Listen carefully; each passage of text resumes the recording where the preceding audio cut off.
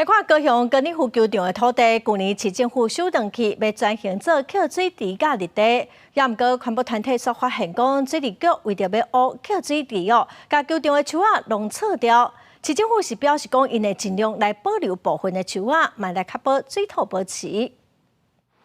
原本的树若风错掉了，加上落几啊天的雨，互土骹全拢是落古糜啊。伫个大庇湖自来水源保护区的高雄高尔夫球场，土地互市府收回了后，要转型做扣水池甲绿地。但有环团发现，水利局初六开始挖扣水池的时阵，错掉真大片的树芽。森林的根系都可以大幅的减少土壤的这种充实，把这些弄掉的时候，未来其实如果暴雨的时候，其实这些水土保持可能会有山崩啦、土石流啦，或者是说更多的泥浆水会流入我们的澄清湖，其实都是有可能的。根据了解，球场土地是因为业者违法使用除草剂，造成水源污染，才会予市府收回去。环团认为，市府若为着做扣水池，错掉大约3公顷的树芽，恐惊对水土保持不利。可不可以先停下来，好好的讨论以后，未来让更多公民意见，然后能够学者、环保团体加进来，把未来长成样子，透过